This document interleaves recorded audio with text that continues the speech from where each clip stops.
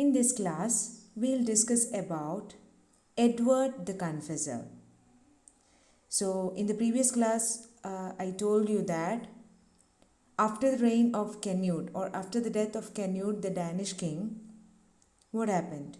The throne of Britain again went to the Saxon line, that is, Edward, the son of Ethelred, was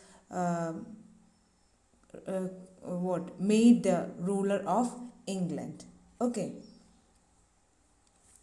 So, an important question is asked from this part, that is, how was Edward responsible for the Norman conquest? Or how was he responsible for uh, the Normans' presence in Britain? Okay, so like that way, a question can be asked. Such a question was asked for a previous university examination also. So please make a note of this topic. So Edward the Confessor. So this is the title given to him. Why this title is given, we'll learn very soon. Okay, so his ruling time was between 1042 to 1066. You know, this 1066 is a momentous year in the history of Britain. That is the Norman conquest. Okay, so what paved way for this Norman conquest? All those things we'll learn today. So Edward the Confessor. One of the significant marriages that happened in English history was that of Ethelred with Emma of Normandy. So you know Ethelred, yeah? And you know where this Normandy is. It is in the north of France. In the previous class, I told you that. Okay? So one of the significant marriages that happened in the history of Britain was that of the marriage of King Ethelred with that of Emma of Normandy. Okay? And when Canute became the ruler of um, Britain, there was no place for Edward, that is a son of Ethelred. Uh, his name is Edward. So there was no place for that boy in a land that was ruled by the Danish king, and his mother being married to that Danish king Canute. So what he did, he took refuge, or he spent his childhood in his mother's house or maternal house, that is in Normandy. Okay, so when Kingdom of England fell into the hands of Canute the Danish king, Edward, the son of Ethelred and Emma, went to his maternal grandfather in Normandy and spent his childhood there. So Edward was there in Normandy throughout his childhood. When the crown of England was thrust upon him in 1042, after the death of Canute, and even though Canute had three sons, they were not capable enough, or anyways, they could not last long as ruler of England, and England again became, without a king, or England was left without a king. Thus, Edward was called to be the king of England. So when the crown of England was thrust upon Edward in 1042, he took it reluctantly, because this was kind of, even though that was his birth land, the land where he was born, or it's the land of his father, it was like a foreign country to him. Why? Because he spent most of his time in where? Which country? In Normandy. Okay, so he took this reluctantly. See, he took this position reluctantly. And now we learn something more about these Normans. Okay? Who are these Normans actually? The Normans also belong to the same Nordic origin as that of the Saxons. See, you know, after the Romans, the Saxons came to, Jews, Saxons, and all came to England, right? So that was a time when these Saxons, see, they have this Nordic origin, and that was a time when these Saxons, they were capturing the whole of Europe. Okay, different parts of Europe was being captured by the Saxons. Okay, so at that time, some of the Saxons went to England. Those are the people are the successors of them can be seen in King Alfred, then Ethelred, then our King Edward, everyone. Okay, so when Saxons were occupying the whole of Europe, Some of them went to England. കുറച്ച് പേര് എവിടേക്ക് പോയി? ഇംഗ്ലണ്ടിലേക്ക് പോയി. And some others captured the whole of northern area of France and they settled there. അപ്പോൾ Saxon groups, Nordic ട്രൈബാണ് അവർ. Okay, അവർ whole of Europe ഇങ്ങനെ ക്യാപ്ചർ ചെയ്തുകൊണ്ടിരുന്നപ്പം അവരിൽ കുറച്ച് സാക്സൺസ് ഇംഗ്ലണ്ടിൽ വന്നു. ആൻഡ് അവരുടെ സക്സസേഴ്സിനെയാണ് നമുക്ക് ഇപ്പോൾ ഉള്ള ഇംഗ്ലണ്ടിലുള്ള സാക്സൺസിൽ കാണാൻ സാധിക്കുന്നത്. ആൻഡ് കുറച്ച് സാക്സൺസ് അവരെന്ത് ചെയ്തു? ഫ്രാൻസിൻ്റെ നോർത്തേൺ പാർട്ടിൽ പോയിട്ട് താമസിച്ചു. Okay, they were men from north and came to be known as north men. അപ്പോൾ അവർ നോർത്തിൽ നിന്നും വന്ന ഈ സാക്സൺസ് ഫ്രാൻസിൽ വന്ന് താമസിച്ചപ്പോൾ അവർ നോർത്തിൽ നിന്നും വന്ന് താമസിച്ച ആളുകളായതുകൊണ്ട് they came to be called as Northmen.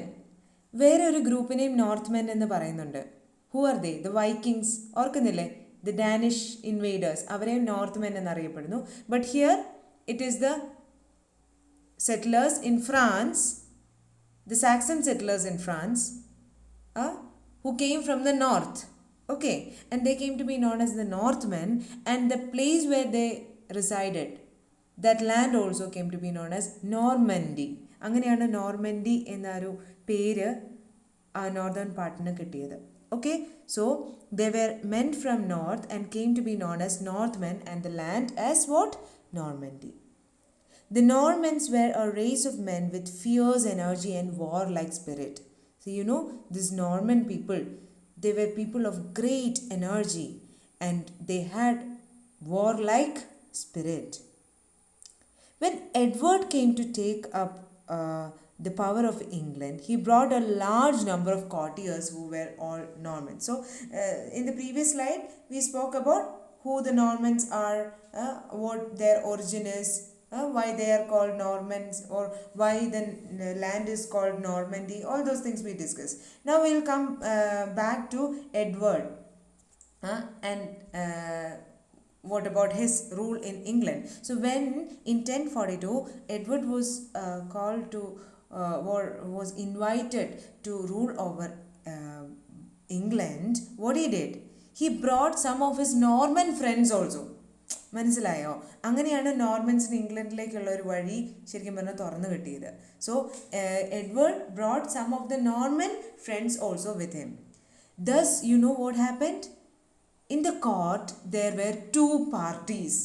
Okay, അങ്ങനെ ഇംഗ്ലീഷ് കോർട്ടിൽ 2 പാർട്ടികളുണ്ടായി. One is the Normans, who were the friends and relatives of King Edward, and the other one was the Saxon parties. See, do you remember when Canute was ruling over England, he divided England shires into blocks, അല്ലേ? എന്നിട്ട് ഏൾസിനെയൊക്കെ വെച്ചു, പ്രഭുക്കളെ വെച്ച കാര്യം നമ്മൾ പറഞ്ഞില്ലേ? So earls were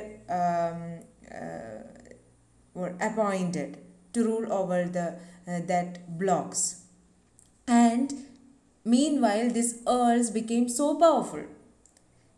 Some of the powerful earls are mentioned in your textbook. One among them is Earl Godwin. What is his name? Earl Godwin. He was very powerful. Okay, so I told you when Edward came to Britain, what he did? He brought some of the Normans also with him. And thus, in the court of England, 2 parties arose. Which are the 2 parties? First one is that of the Normans, okay, who were supported by the king. And the second party was that of the Saxons, and they were headed by this Earl Godwin. Okay.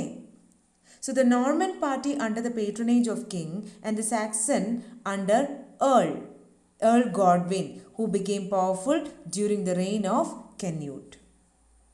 Okay. Earl Godwin tried to ensure his power by marrying off his daughter to Edward. Earl Godwin, he was so tactful. What did he do? He was doubtful about his power in England. So what he did? He took a decision of marrying off his own daughter to the King Edward. So King Edward was not at all happy about this marriage, but anyways he agreed reluctantly, and he was never reconciled with it. He was never happy with his married life. Okay. When Edward's sister's husband, Eustace, made a short visit to England, there was a fight between citizens of Dover and men of Eustace. Okay? So ഒരിക്കലും ഗോഡ്വിനും എഡ്വേർഡും തമ്മിൽ നല്ലൊരു സന്തോഷത്തിലായിരുന്നില്ല. Godwin അദ്ദേഹത്തിൻ്റെ മകളെ വിവാഹം ചെയ്ത് കൊടുത്തെങ്കിലും that marriage was also not successful. Okay, അങ്ങനെ ഇരിക്കുകയാണ് ഒരു ദിവസം വാട്ട് ഹാപ്പൻഡ്, എഡ്വേർഡിൻ്റെ സിസ്റ്ററിൻ്റെ ഹസ്ബൻഡ് നോർമൻഡിയിൽ നിന്നും വന്നു. His name is Eustace. Okay, and there was a clash between Eustace men and the men of Dover. ഇംഗ്ലണ്ടിലെ ഡോവർ ബീച്ചൊക്കെ ഉണ്ട് അവിടെ. ഓക്കെ, സോ അവർ ഡോവറിലെ ജനങ്ങളും യൂസ്റ്റേസും and his men they had a fight, and King Edward was so angry. Why? Because his brother-in-law was what, insulted. So King Edward asked Godwin to punish the people of Dover, but Godwin did not accept it, or he did not do it. He did not obey the king. And therefore, what happened? This led to the exile of Earl Godwin and his family. Appo Eustace, who is Eustace? He is the brother-in-law of King Edward. He was insulted, or there was a fight between Eustace and his men and the men of Dover. So King Edward asked Godwin to punish the people of Dover, but Godwin did not do that.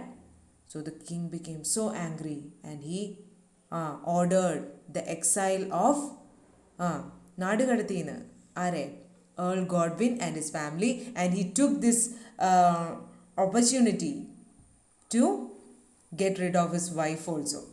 Alle unhappy marriage ആയിരുന്നു എഡ്വേർഡിന് ഗോഡ്വിൻ്റെ മകളുമായിട്ട്. So he took this opportunity to get rid of his wife, and she also joined a monastery or something like that. Okay, then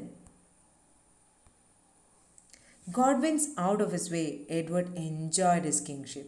So അത്രയും നാൾ ഈ Godwins ഉണ്ടായിരുന്നുകൊണ്ട് ശരിക്കും എഡ്വേർഡിനൊരു freedom ഇല്ലായിരുന്നു. But now Godwins out of his way, he was so happy that he could rule England in a very fruitful manner according to his wish. Edward showered his Norman friends with gifts and positions. Thus, a Norman Robert was made the Archbishop of Canterbury, and many of his Norman friends were given positions, high ranks in the court, and they were given a lot of gifts, and they were so happy.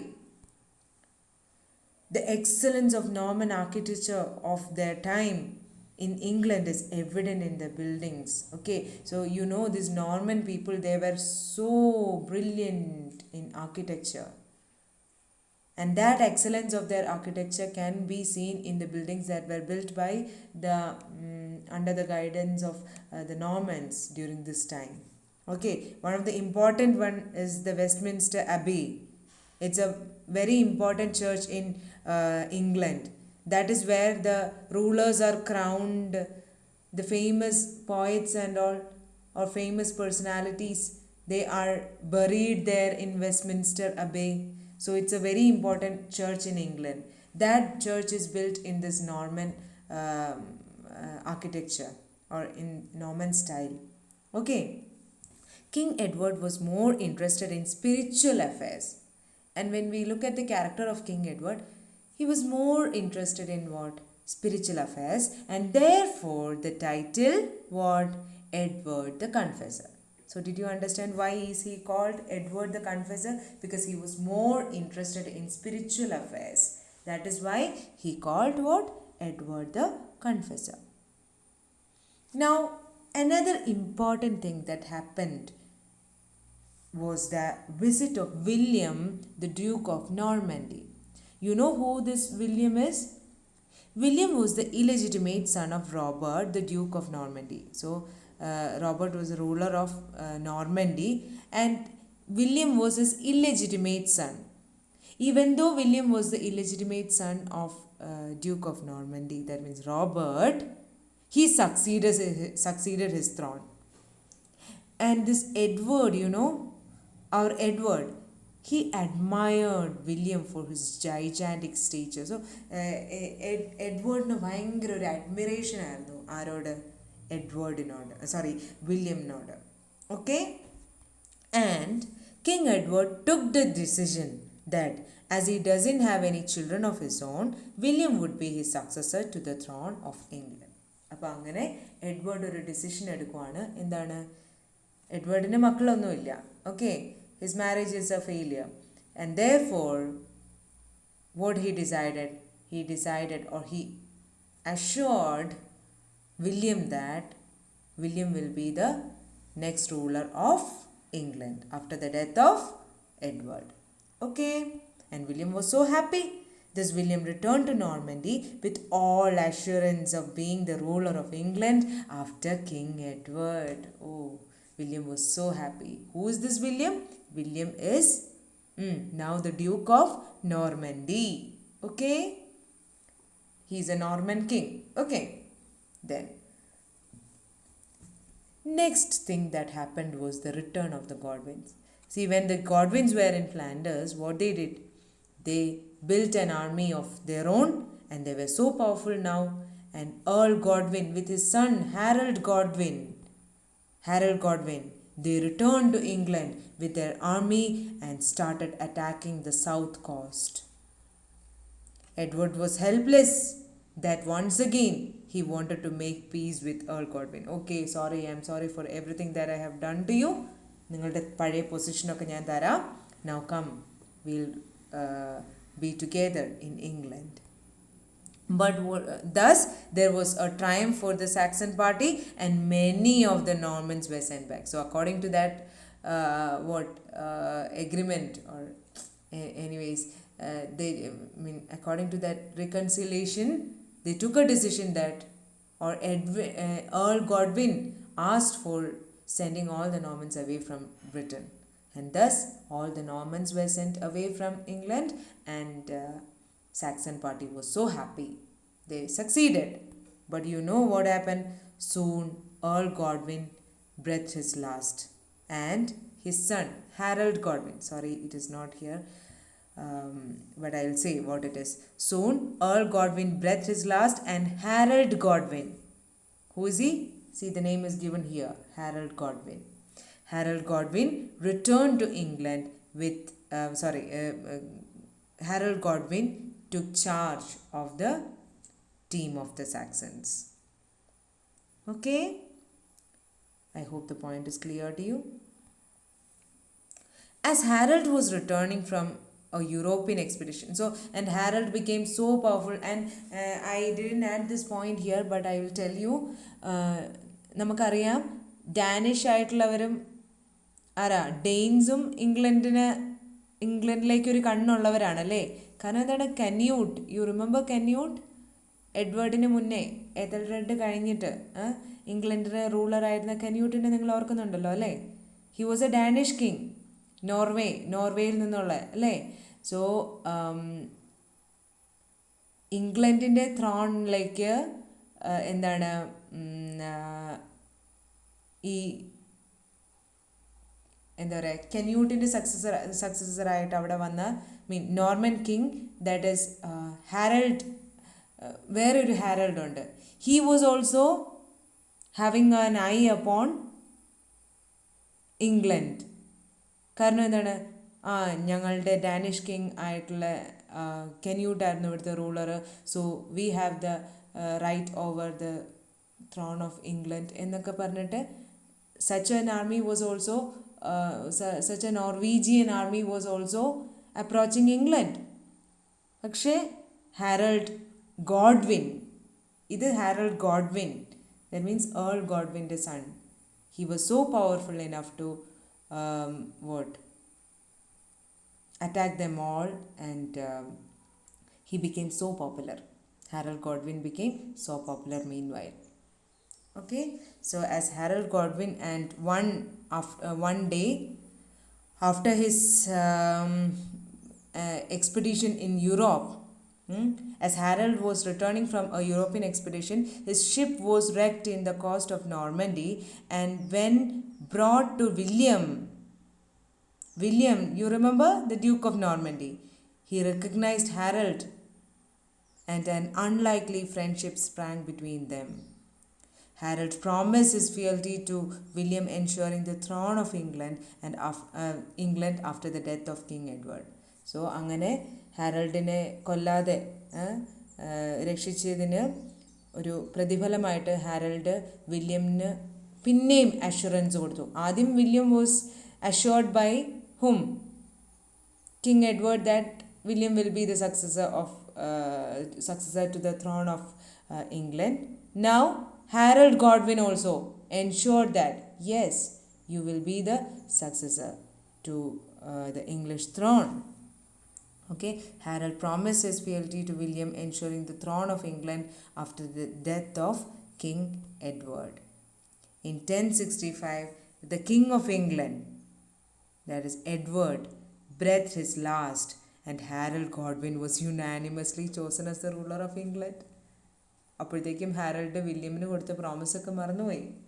So in 1065, when King Edward was dead, who was chosen as the ruler of England? Harold Godwin, son of Earl Godwin. Okay. Thus, the Norman conquest of 1066. We learn about it. The decision of choosing Edward the successor of the decision of choosing, it is Harold. It's not Edward, I'm sorry, it is Harold. The decision of choosing Harold as a successor of England was well appreciated by the people of England, but not for William of Normandy. See, instead of Edward, it is Harold. Okay, please note it.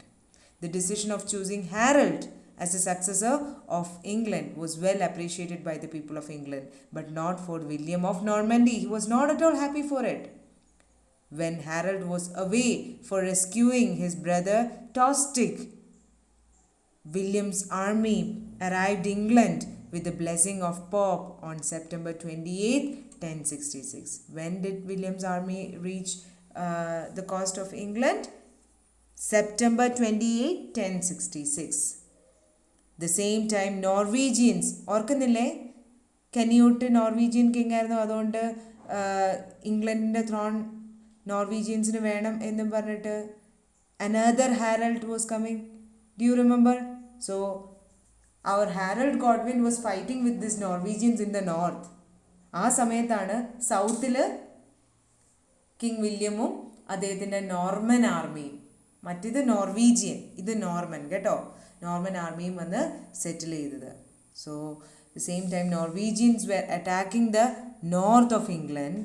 So Harold and his army was victorious in putting down the Norwegians. നോർത്തിലുള്ള നോർവീജിയൻസിനെ defeat ചെയ്യാൻ പറ്റി. But what happened? Soon they got the news of Norman force in England. പെട്ടെന്നാണ് അവിടെ യുദ്ധമൊക്കെ അങ്ങ് കഴിഞ്ഞപ്പോഴത്തേക്കാണ് സൗത്തിൽ ആര് വന്നേക്കുന്നു എന്ന് പറഞ്ഞത്? William and his army. Thus the army of England, or the English army under the leadership of Harold Godwin, marched towards the south. നോർത്തിലെ യുദ്ധം കഴിഞ്ഞിട്ട് അപ്പോൾ തന്നെ അവരെവിടേക്ക് പോന്നു? സൗത്തിലേക്ക് മാർച്ച് ചെയ്തു. The English army was tired after the bloody war, but the Normans were well ready after the rest. നോർത്തിൽ അവർ fight ചെയ്തു, ഒരു ബ്ലഡി വാർ ആയിരുന്നു, and they were successful in it. And അവിടുന്ന് മാർച്ച് ചെയ്ത് സൗത്തിൽ വന്നപ്പോഴത്തേക്കും the English army, actually it was so well equipped, but they were so tired after the successive war and journeys. Okay, but you know the Normans, അവര് September വന്നതാണ്, ഒക്ടോബറിലാണ് അടുത്ത ബാറ്റിൽ നടക്കുന്നത് കേട്ടോ. അപ്പോഴത്തേക്കും അവർ റെസ്റ്റൊക്കെ എടുത്ത് അവർ they were well equipped for the war. Thus happened the Battle of Hastings. Very important, okay? Please note it. Battle of Hastings in 1066. And the month is October. October 1066. That is the Battle of the Norman Conquest. Okay? Very, very important. Okay? Competitive exams and all. So, question can be asked. When was the Battle of Hastings? So the year is 1066, and it is the Norman conquest that happened in that battle. Okay? Harold and his army was defeated, and this marked a new chapter in the history, that is the arrival of the last of the great invaders of Britain. Who are they? The Normans. Okay, so I hope the points are clear. Thank you so much.